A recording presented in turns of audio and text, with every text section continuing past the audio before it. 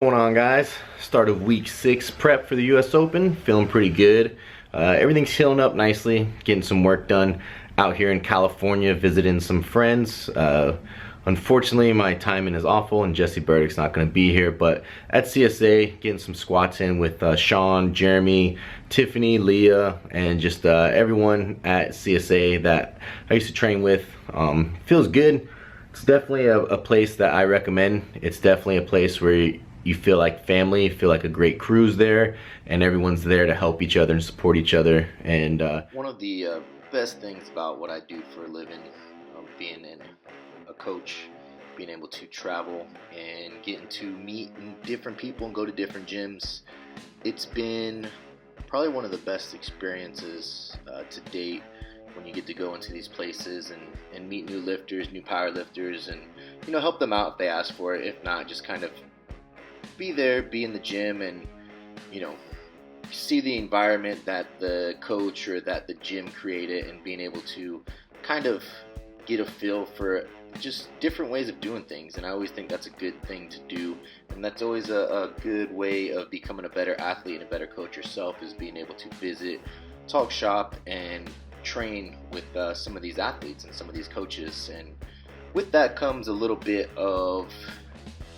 issues in the fact that traveling is not always advantageous for good lifting.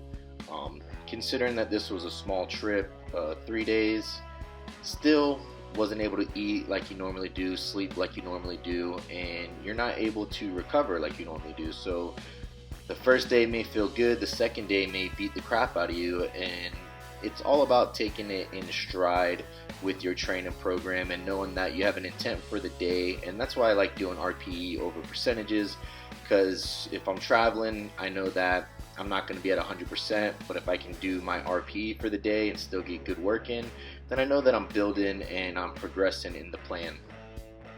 So some of the things that I like to consider when traveling is kind of having a game plan going into it, knowing what days we're going to train, what times we're going to train, and where we're going to train at. And you can do that just by contacting the coach, contacting the gym, and making sure that you and myself and Kaylee knew exactly what training days we had going on, and what training days that the gym had, so that we can match things up and train with the crew and train with the people in the gym. You don't want to go to a gym and kind of be like an outsider. So that's one of the things to consider when traveling, is making sure that your schedule meets the schedule of the gym and the other lifters. I travel a lot and I go to these different gyms, and I've trained at gyms, Boss Barbell Club for about 1.5 years, CSA, I've been to Super Training, now I'm up at Kabuki, and I always get questions of like, what do you learn from these gyms? What do you learn from these guys? And I can honestly say, beyond the gym aspect, being at CSA, being with Jesse, I just learn pretty much like more or less how to be a better person. Like Jesse just exudes this sense of like, I want to be around him. He's a great guy. He cares about the people that he's around. He takes care of them. He'll do whatever it takes to make you feel happy and to make you feel wanted there. And it's a great thing that I've saw over the years with him. And I continue to see day in and day out, when we talk, and just kind of the way his athletes do things and the way they respond, and the fact that he's there with them at their meets, even if he has to travel, even if it comes out of his own pocket. He's just one of those guys that's pretty irreplaceable personality-wise. And then as far as what I learned from him in the gym is to not be so condemned or confined to one training modality, and to be able to experiment and find different ways of getting stronger. And that way it's fun and you're enjoying it, and you're less likely to get hurt by doing the different modalities and different variations, because he does the conjugate stuff. So being able to take those two things from him, it's been life-changing, and I can't ever thank him enough for that.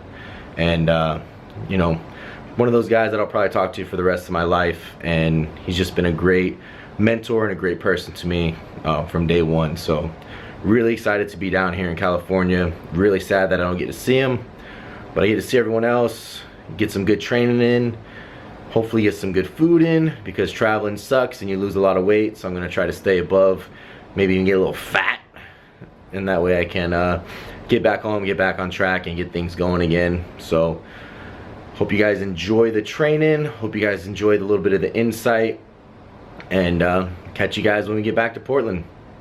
The next thing I would consider, especially for me, considering that and Kaylee also, because she's a bodybuilder, and powerlifting is kind of just a side hobby, even though she's getting really good at it and getting into it, is, you know, what kind of food you're gonna have available, and if you need to bring your own food, or if you need to make sure that there's gonna be a place where you can go and get food and cook and stuff like that. So that's one thing to take into consideration. I know some people just go and eat kind of restaurants the whole time they're traveling, and for me, I just can't do that. It just doesn't sit well with my body. Training takes a hit, and I just feel like overall just feel like crap because it's so far adrift from my actual diet that if I put any new foods in and travel, it's gonna make for a bad day for everyone and a bad day for the toilet. So what we try to do is we try to plan out, you know, if X amount of food we need throughout the week, we'll put it in Ziploc bags, store it in with ice, or freezer bags with some of those little ice tray things, and put it in our check bag. And small trips like this, hour and a half, everything seems to be fine. Head straight to the hotel, put the food in the fridge, and just start planning out for the day. So you can do that. If you're not as methodical as we are, or as into nutrition as we are, there's a lot of places you can go that has good food. You can go to Whole Foods, you can go to Trader Joe's. They have prepared food that you can get, and there's always good food choices at restaurants. And I always make sure that when I'm booking a hotel that they have free breakfast and a fitness center as well. But the free breakfast is pretty important, because I've been to hotels before that, you know, they didn't have any food, and you were anticipating that they had breakfast there, and you had to pay for it, and they asked for way too much money, so you go eat at like a Denny's or an IHOP, and even they have some pretty decent choices when it comes to food. So make sure you have your food on course and on par with what you normally do. That way you can still kind of stay on track to the best of your ability, and that way you're not missing any training sessions, especially if you have a meet coming up or something like that, where you pretty much dedicated a lot of time to it, and you're ready to kind of push forward and keep things moving on the right track. If you're in the off season, you know, go out there and still bring some food. That way you're getting in the calories, because you're gonna always undereat, but make sure you're bringing something, and then, you know, kind of just eat out and have fun, and, you know, have dinner with everyone. You can still do that when you're on track as well, but I just feel like the more I can stay regimented to what I normally do, the better the trip's gonna be for me overall in general. And I just feel like that's just kind of the way I am. I'm regimented. Must be the military in me. So just finished up, great deadlift session, hit 650 for a 4-rep PR. So that was really unexpected, but it felt really good, so I'm excited about where my deadlift is. Next week it'll be a lighter one, and then following it up with a heavy double, and then light, and then at 2 weeks out I'll pull my last heavy single, and then just kind of cruise as far as deadlifts go. Typically deadlifts are the last heavy thing of the week. I'll do some benching on Saturday, but after deadlifts I'm pretty beat. So what I do is I'll come home and I'll do some recovery stuff, stretching, rolling, and then I'll get with some Epsom salts, and then this magnesium spray I also put in there while I get some reading done. It's a new book I have, so it should be pretty good. Nice relaxing time. Recover, prepare for next week, pick out the weights, be smart about the attempts, moving in a couple days, and then we have Kaylee's meet at the end of next week. So it's gonna be a hectic week, but everything is already set up, so just got to go through the motions and get it done. And that's what it takes. A lot of preparation, a lot of mental focus, thinking about the weights every morning before you hit them, writing them down, visualization, you know, all things that I do on a week-to-week basis. so that I know when it comes time to perform the movement, I've already done it so many times in my head that it's just second nature. And if I complete it and finish it in my head over and over again, then it's gonna come to fruition when the bar is loaded and it's on my back or in my hands. And that's just kind of the outlook I take, is if I do it in my head, it'll be done in person. And you know, that type of mental psychology type tricks that you can put on yourself, it's just a good way to build confidence. And I've been doing that for a long time along with meditation, and that seems to be helping, and it creates a lot of excitement, a lot of joy, a lot of fear going into those workouts, because the weights are stuff that you know you haven't done, and you're pushing the limit, and you're trying to get the best out of your body while keeping it in one piece before the meet. So I think those type of small things are highly missed but highly effective in a training plan. So take the time to really consider mental preparation, and then of course recovery before every lifting session. Bench tomorrow, be third bench day of the week, and then that'll wrap up this week prep. Be 6 weeks out, feeling really good, guys. So those are two of the biggest traveling tips, is just having a plan, contacting, getting everybody on the same page, making sure that you have the food or places that you can go and get food and prepare it. Also make sure that you've been to enough hotels, you've traveled enough to know, is this the best place for sleep? Is it gonna be adequate? How do I normally sleep? Me, I like to sleep with a lot of pillows, because if I don't have any type of structure like that, I'll wake up with my shoulder hurting or my arms going numb, because I'm a fat powerlifter. That's what we do.